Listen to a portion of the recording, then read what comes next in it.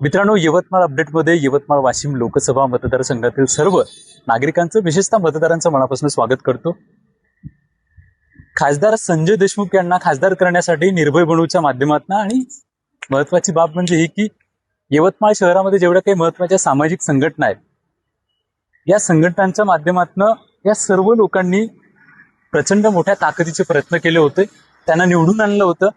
Main motto काय होता तर संविधानाचं रक्षण झालं पाहिजे, त्याचं प्रोटेक्शन आणि कन्झर्वेशन झालं पाहिजे, हा मेन मुद्दा होता. आणि सत्ताधारी पक्षाच्या विरोधात त्यांना निवडून आणणं ही लोकांची त्या काळात मोठी कसरत होती. मग निर्भय बनूच्या माध्यमातून अनेक मान्यवरांनी प्रयत्न केलेत.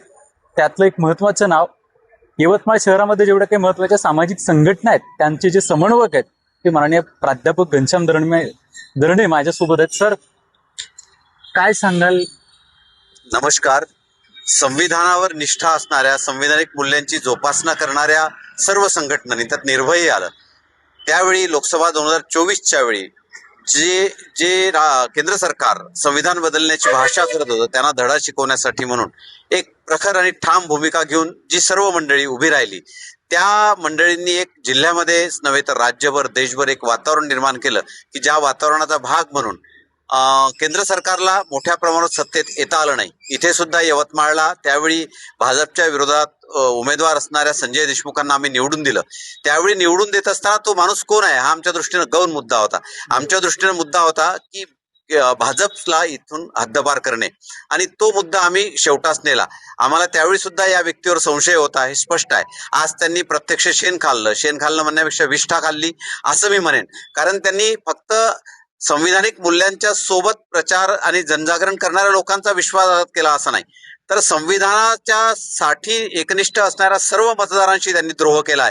आणि या द्रोहकर्त्या संजय देशमुखचा आम्ही जाहीर निषेध करतो. आणि त्यांच्या समर्थनार्थ आम्ही जे काही केलं असेल त्यांच्या विरोधात सुद्धा तेवढ्याच ताकदीनं आम्ही उभं राहू, हेही या ठिकाणी नक्की सांगतो. मराठा सेवा संघाचे जिल्हाध्यक्ष ज्ञानेश्वर गायकवाड सोबत आहेत. 2024 मध्ये जी लोकसभेची निवडणूक झाली त्यावेळेस सर्व सामाजिक संघटनेने महाविकास आघाडीचा उमेदवार म्हणून संजय भाऊ देशमुखांचा तन धनाने प्रचार केला. आमच्यासारखी सेवानिवृत्त झाली माणसं देखील स्वतःच्या पेन्शन मधले पैसे खर्च करून या संजय देशमुखांचा मी दिवस रात्र प्रचार केला. परंतु त्याने केवळ त्या पक्षाचा नाही, उद्धव बाळासाहेब ठाकरे या पक्षाचा नाही तर समस्त मतदारांचा घोर अपमान केला आहे. जर तुम्ही टायगर असाल तर झेड प्लस सुरक्षा घेऊन तुम्ही फिरता काय?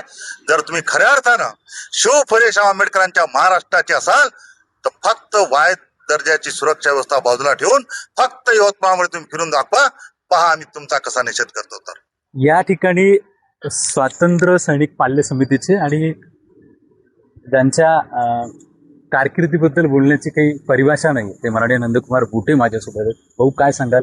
निर्भय बनूच्या माध्यमातून आपण केलेली भाषणं यवतमाळकरांनी ऐकिवात आहेत, काय सांगाल? एक विविध सामाजिक संघटनांना एकत्रित घेऊन आम्ही त्यावेळेस संजय देशमुख निवडून आले पाहिजे या दृष्टिकोनातून प्रयत्न केले. ते निवडून आलेत. त्यांना निवडून आणण्याच्या दृष्टीनं आमच्या सामाजिक संघटनांचा सिंहाचा वाटा आहे. परंतु भविष्यात आम्ही निवडून जर देऊ शकतो तर आम्ही तुम्हाला पाडू सुद्धा शकतो. आणि आमच्या सामाजिक संघटना ज्या आहेत, परिवर्तनवादी संघटना ज्या आहेत, त्या संघटनांचा याच्यानंतरचा जो एकमेव कार्यक्रम असेल तर तो संजय देशमुखांना पुढच्या निवडणुकीमध्ये पराभूत करणे हा एकमेव कार्यक्रम राहील. आणि निश्चितच आम्ही त्यामध्ये यशस्वी होऊ, हा एवढाच संदेश आम्हाला या प्रसंगी चर्चा आहे की ज्या पद्धतीने तुम्ही त्यांच्या विजयी सभा घेतल्या निवडून आणण्यासाठी, आता तुम्ही निषेध सभा निर्भय बनूच्या माध्यमातून घेणार आहात.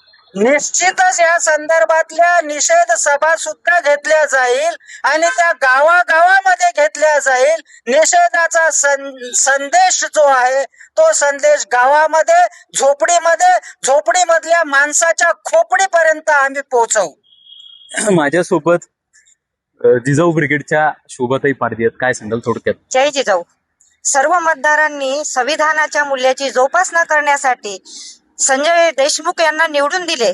निर्भय बनवच्या माध्यमातून आणि विविध सामाजिक संघटनेच्या माध्यमातून सर्व मतदारांनी सर्व जनतेने जीवाचे रान केले, परंतु आधी कोलांट उड्या घेणारा माणूस आमच्या डोळ्यासमोर नव्हता. तर आम्ही आमच्या मतदारसंघाचा विकास आणि संविधानाचे मूल्य वाचविण्याकरता प्रतिनिधी म्हणून आम्ही त्यांना पाठवलं, निवडून दिलं, परंतु त्यांनी सर्व संविधानाचे मूल्य पायदळी तुडवत केवळ स्वतःच्या स्वार्थासाठी, स्वतःच्या विकासासाठी त्यांनी आमच्या जनतेची मते, अमूल्य मते विकून स्वतःचा स्वार्थ साधला.